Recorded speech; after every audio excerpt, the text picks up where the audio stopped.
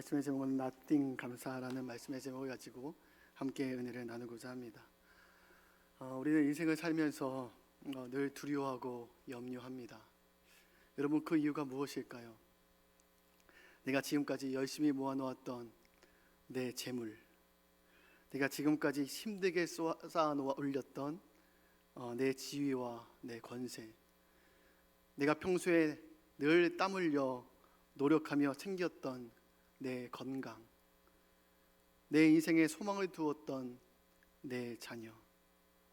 여러분, 우리는 이 모든 것이 언제 어떻게 내 곁을 떠나거나 무너지지는 않을까 두려워하며 염려합니다. 우리가 무언가를 잃어버릴까 두려워하는 그 마음은 내가 이 땅에서 견고하게 붙잡고 있는 무언가가 있다라는 증거이기도 합니다. 무언가를 의지하고 있기 때문에 의지했던 모든 것들이 무너지지는 않을까 하는 염려하는 겁니다. 여러분, 사람은 아무리 대단한 것을 이루었다 해도 한순간에 무너질 수 있는 것이 사람의 인생입니다. 여러분, 얼마나 많은 사람들이 허무하게, 또 얼마나 대단한 사람이 하루아침에 무너지는지 모릅니다. 몇 년 전에 재산이 100억을 가지고 있었던 한 부자가 자살한 사건이 있었습니다. 주식을 해서 70억을 날렸다고 합니다. 그런데 그 충격을 이기지 못하고 자살을 했습니다. 뉴스를 통해 알게 된 것은 30억 가지고는 살 수 없다라는 겁니다. 마음이 100억에 맞춰져 있기 때문에 30억 가지고는 못 산다는 것입니다. 우리는 지금 열심히 노력하며 세우는 내 집이 진정으로 흔들리지 않는 정말 견고한 것인지, 정말 내게 복이 되는지를 여러분 믿음으로 점검해 보아야 합니다. 성경은 모래 위에 집을 짓지 말라고 말씀하고 있습니다. 왜냐하면 모래 위에 집을 지으면 너무나도 쉽게 집이 무너지기 때문입니다. 집은 절대로 여러분 무너지면 안 됩니다. 그리고 더 중요한 것은 우리가 무너질 곳에 집을 지으면 절대로 안 됩니다. 우리는 모두 각자의 집을 짓고 살아갑니다.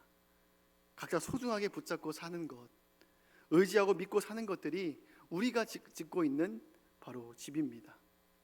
여러분, 사람들은 돈이라는 집을 짓고 살아갑니다. 건강이라는 집을 짓고 살아갑니다. 자녀라는 집을 짓고 살아갑니다. 이 모든 것들이 절대로 무너지거나 흔들리면 안 되는데, 우리는 살면서 하루아침에 내가 의지했던 모든 것이 무너지는 것을 경험할 때가 있습니다. 우리 인생에서 두려운 것은 여러분 땅이 흔들리는 겁니다. 여러분, 20세기 최고의 신학자 폴틀리는 흔들리는 터전이라는 책에서 이와 같이 고백했습니다. 인간이 살아가는 모든 것은 결국 흔들리고 무너질 수밖에 없다라고 그 책에서 고백하고 있습니다. 아무리 지식을 쌓았어도, 아무리 많은 돈을 모았어도, 사람들을 좌지우지할 수 있는 권력이 있어도, 막강한 군대가 있어도, 건강을 위해 아무리 노력한다 해도 그 어느 것도 우리의 삶을 보장해 주지는 못합니다. 누구나 한순간에 든든하게 하다고 생각했던 모든 것들이 송두리째 흔들리는 일들을 경험하게 된다라는 겁니다. 여러분, 우리는 믿음을 가져야 됩니다. 어떤 믿음을 가져야 될까요?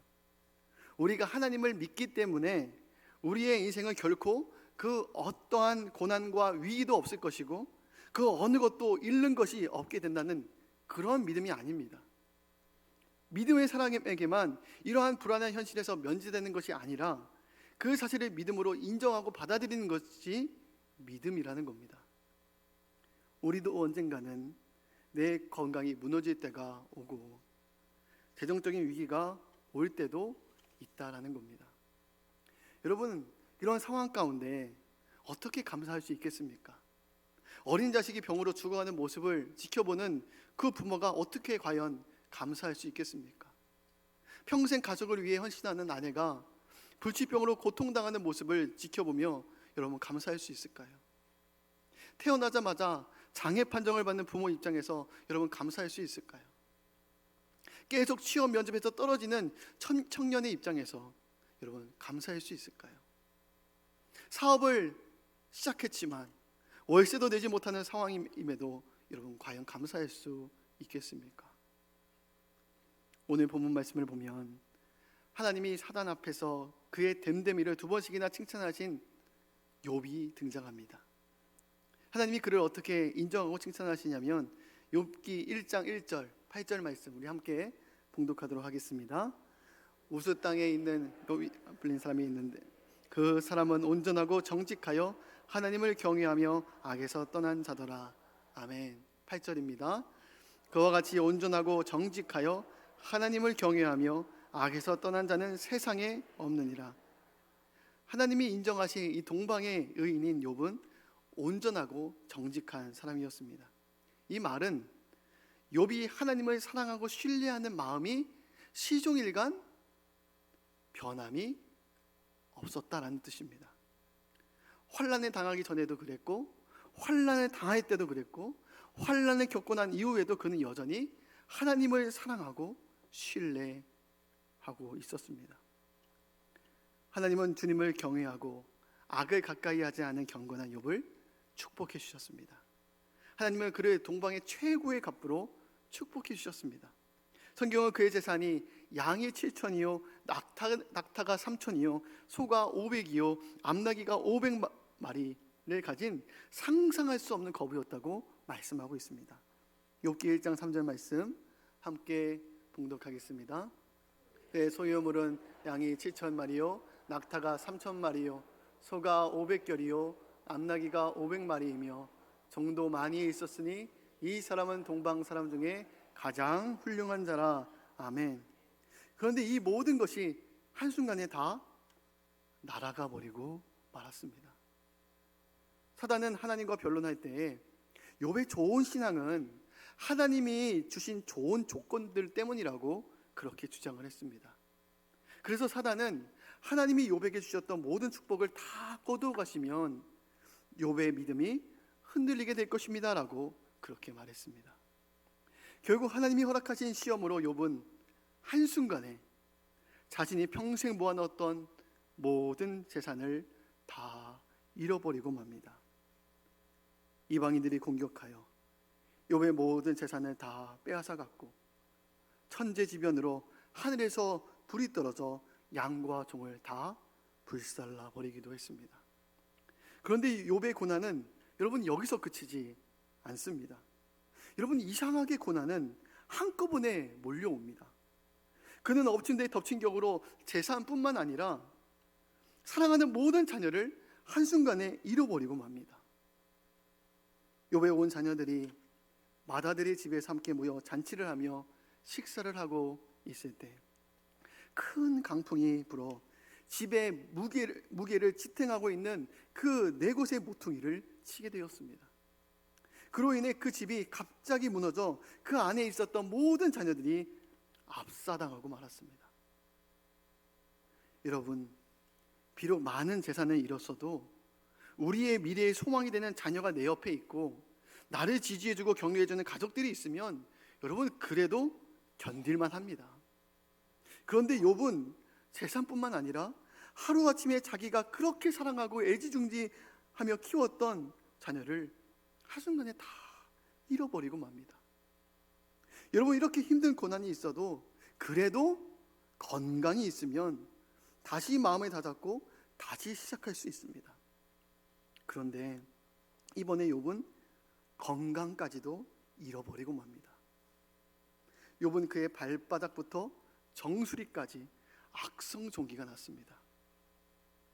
온몸이 종기로 인한 상처로 질그릇으로 긁지 않고는 하루도 견딜 수가 없었습니다.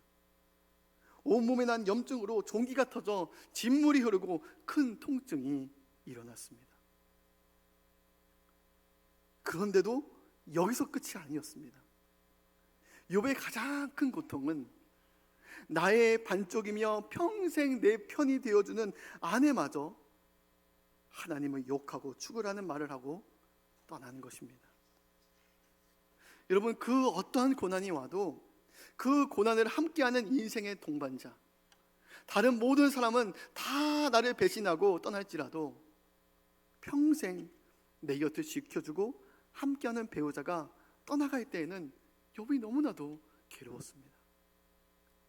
이제 이 세상에 나 혼자 홀로 남겨진 것 같은 그런 느낌이었을 겁니다. 이렇게 욥은 우리가 이 세상에서 그렇게 생명처럼 붙잡고 있는 네 가지의 모든 영역을 다 잃어버리고 말았습니다. 재물, 자녀, 가족, 건강, 이 모든 것을 한순간에 다 잃어버리고 말았습니다.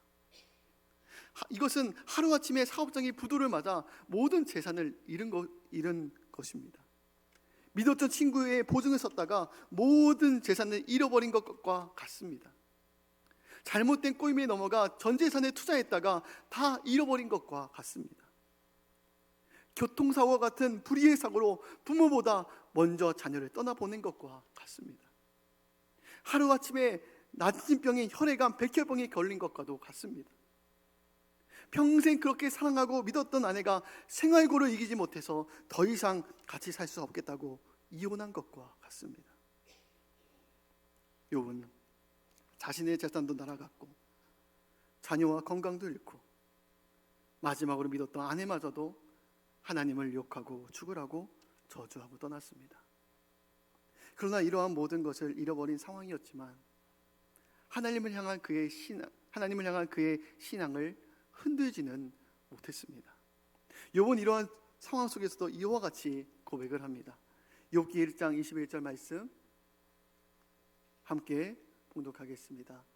주신 이도 여호와시요 거두신 이도 여호와시오니 여호와의 이름이 찬송을 받으시리이다. 아멘.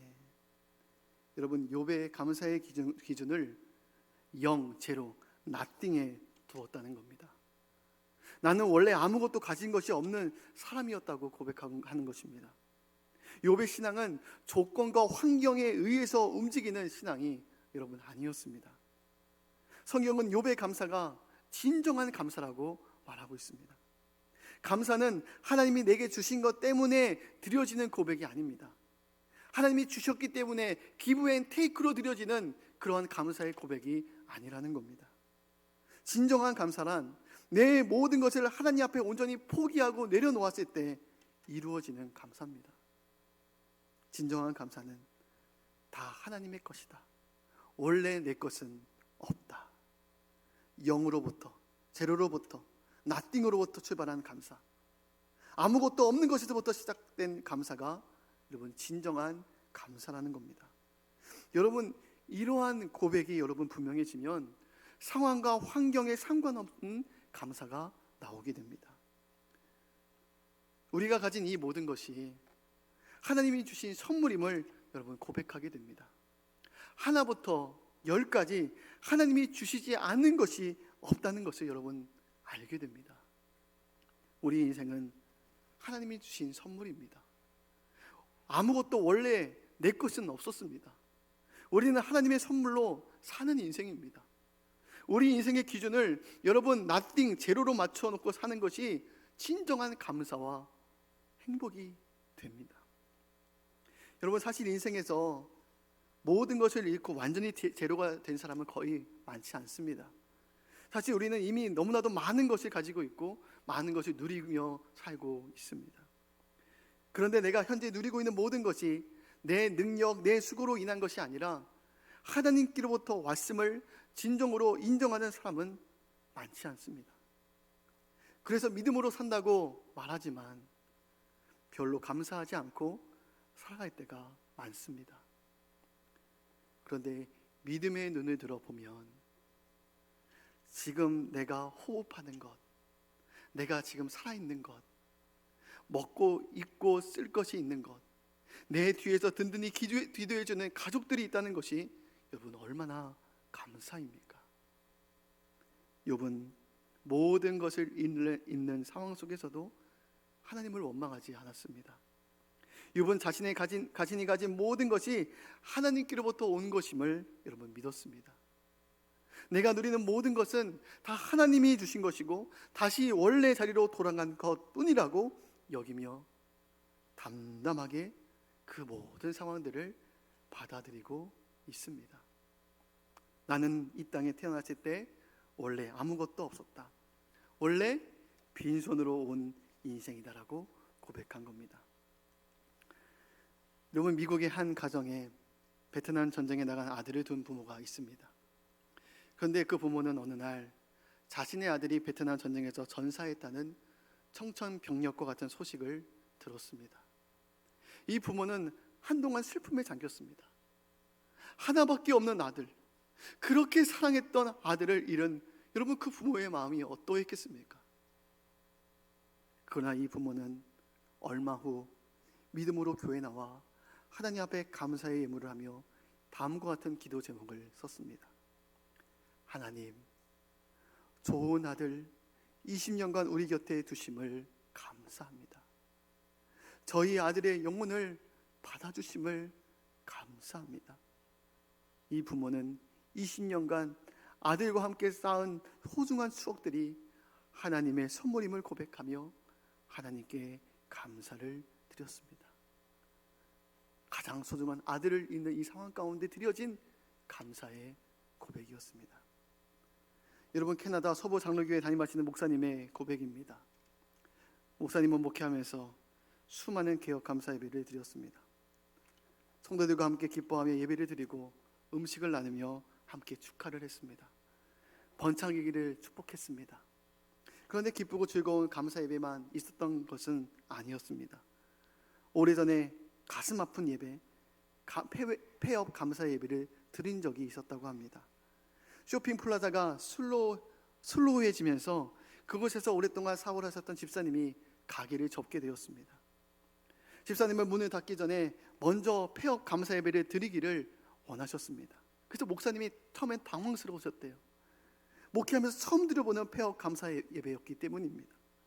그러나 이 예배를 드리면서 어느 때보다도 감격 속에 그 예배를 드렸다고 합니다. 문을 열게 하신 것도 하나님, 닫게 하신 것도 하나님, 오직 하나님께만 영광을 돌리며 감사를 드렸다고 합니다. 2020년 10월 말에 또 한 번의 폐업 감사 예배가 있었다고 합니다. 여러 가지 힘든 상황 속에서 가게의 문을 닫기로 한 부부 집사님이 결단을 했습니다. 이제 10월 말에 폐업하기로 결정을 하고 먼저 감사 예배를 드렸습니다.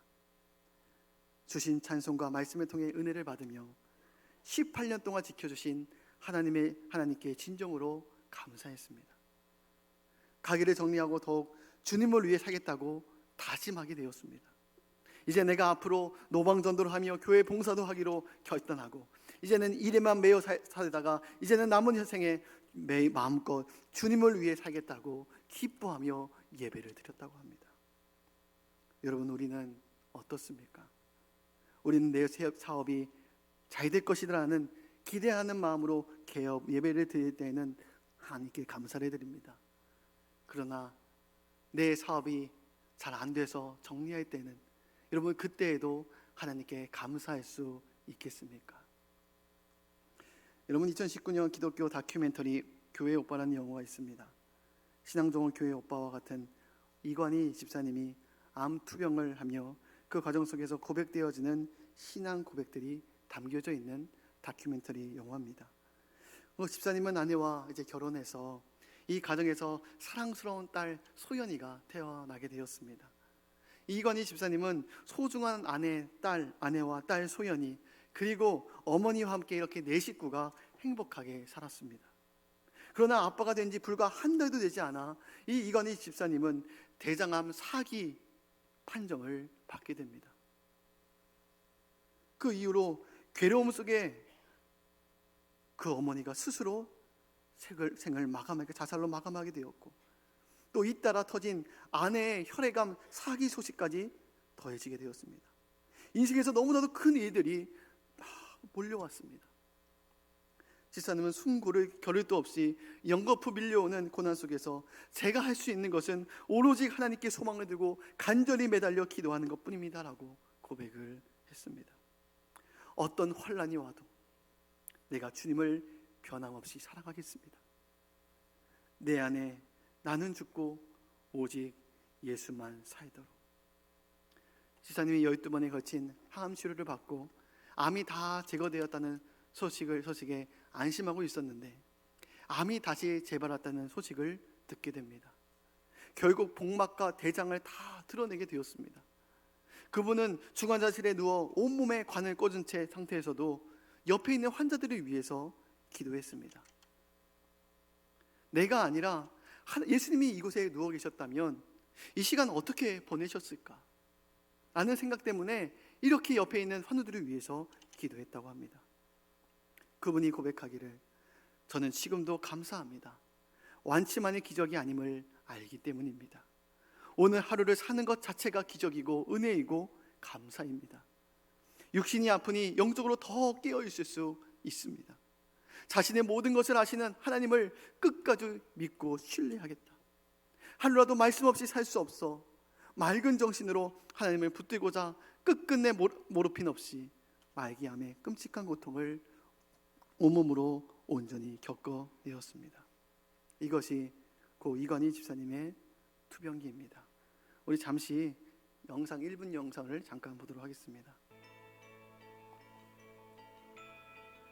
저도 그럴 때마다 하나님께 서운한 마음이 들 때는 있는데 그때마다 하나님을 원망하지 않는 법이 저는 나만의 손익계산서를 쓰거든요. 손익계산서. 공대생들은 항상 플러스 마이너스. 여태까지 내가 살아오면서 누렸던 은혜와 좀 플러스 이득이죠. 그 다음에 내가 지금 뭐 느끼는 절망 이런 것들 마이너스 해보면 플러스 마이너스 해보면 항상 플러스예요. 그러니까 지금 우리가 막 힘들어하고 원망하는 이유는 지금 내가 당한 이 고통의 현실에만 집착을 하고 있지만 내 삶을 전체를 봤을 때 내가 받은 은혜들이랑 이런 걸 다 계산해 보면 감히 하나님께 원망을 할 수가 없다라는 게 제 결론. 예, 그분은 공대생의 기질로 나만의 손익계산서를 써보았다고 합니다. 지금 자기가 겪고 있는 이러한 상황 속에서 서운한 마음이, 어려운 마음이 들어올 때마다 자신만의 손익계산서를 썼다고 합니다. 근데 고백하기를 내가 지금까지 누렸던 은혜는 항상 플러스예요. 내가 느낀 절망을 마이너스 해보아도 항상 하나님의 은혜가 플러스입니다. 지금 우리가 힘들어하고 원망하는 이유는 지금 내가 당하고 있는 이 고통의 현실에만 집착하고 있어서지 내 삶 전체를 보았을 때 내가 받은 은혜들을 다 계산해 보면 감히 하나님께 원망할 수 없다는 것이 제 결론이에요. 이렇게 고백하고 있습니다. 여러분, 진정한 믿음은 이 모든 것을 우리가 다 잃는다 해도 긍정하고 감사할 수 있는 것이 믿음입니다.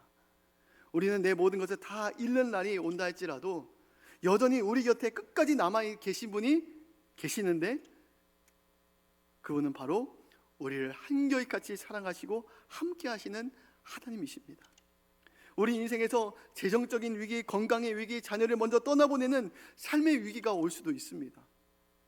그런데 사실 이 모든 것은 하나님이 우리에게 주신 것들입니다.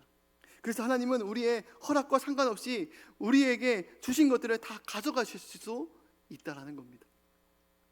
모두 내 곁을 떠날 수 있는 것들이고 언제든지 내 삶 가운데 흔들릴 수 있는 것들이지만 그 속에서도 흔들리지 않고 변함없는 것이 하나가 있습니다. 바로 나를 향한 하나님의 신실한 사랑. 그 하나님은 내가 어떤 고난과 위기 속에 있다 할지라도 나를 떠나지 않고 나와 함께하고 계십니다. 우리는 욥의 고백처럼 주신 이도 여호와시요 거두신 이도 여호와시오니 여호와의 이름이 찬송을 받으실지니이다. 항상 하나님을 신뢰하고 사랑함으로 감사하며 사시기를 바랍니다. 항상 하나님이 우리에게 주신 것은 플러스입니다. 그 어떠한 고난보다 하나님이 주신 은혜가 항상 큽니다. 우리 모두 우리의 감사를 제로, 나띵에 맞추고 우리에게 모든 것을 주신 하나님의 은혜를 날마다 고백하며 감사하며 사는 저와 여러분이 되시기를 주님의 이름으로 축복합니다. 우리 찬양하고 함께 통성으로 기도하도록 하겠습니다. 우리 날 구원하신 주 감사, 우리 함께 찬양하겠습니다.